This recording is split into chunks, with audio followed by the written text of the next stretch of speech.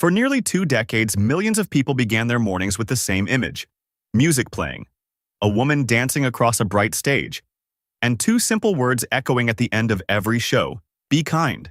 It became more than a slogan. It became a brand, a philosophy, a promise. But here's the question that still lingers. What happens when the person who built that promise becomes the center of a storm that seems to contradict it? To understand that story, you have to travel back to a quiet suburb outside New Orleans. On January 26, 1958, Ellen DeGeneres was born into what looked like an ordinary Southern childhood. Her father worked as an insurance agent. Her mother filled the house with warmth and laughter. From the outside, everything seemed stable. But when Ellen was 13, her parents divorced. And something inside her shifted. Pain has a strange way of shaping people. Some withdraw, others build armor. Ellen chose humor. If she could make people laugh, the tension disappeared. The room softened. Questions stopped. Comedy wasn't just entertainment. It became survival. By 17, she had left home and drifted into the noisy chaos of New Orleans. She waited tables, sold vacuum cleaners door to door, painted houses, and worked in offices where the fluorescent lights buzzed like a warning that life could stay small forever. But one night, almost by accident, she stepped onto a tiny comedy stage. No grand plan, just a microphone and a few observations about life. The room erupted with laughter. That moment changed everything.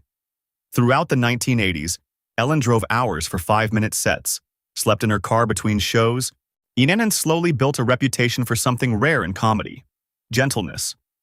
While many comedians relied on shock or cruelty, her humor felt curious, almost philosophical. She noticed the absurd details of everyday life and turned them into something warm and human. Then came 1986.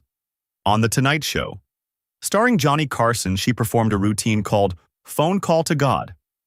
When she finished, something extraordinary happened. Carson invited her to sit on the couch, a gesture that meant the industry had just witnessed the arrival of a star. The 1990s brought television fame with her sitcom Ellen. But the most important moment came on April 30th, 1997. In an episode later known as the Puppy episode, her character announced to the world that she was gay. Off-screen, Ellen did the same in real life. Nearly 44 million people watched. For many viewers, it was historic. For others, it was controversial. Advertisers withdrew, ratings fell. And by 1998, the show was canceled. Hollywood, which had once celebrated her, suddenly went quiet. For 3 years, her phone barely rang. Then something unexpected happened. In 2003, she voiced the forgetful bluefish Dory in Finding Nemo.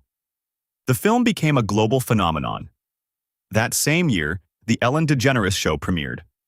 It ran 19 seasons, won 63 Daytime Emmy Awards, and turned Ellen into the most recognizable face in daytime television.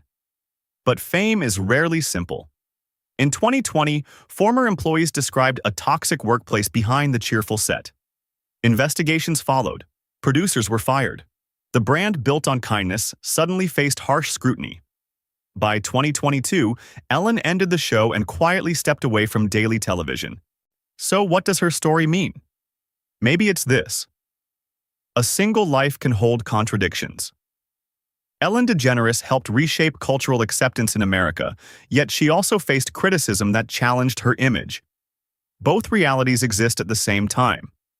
And perhaps that's the uncomfortable truth about fame.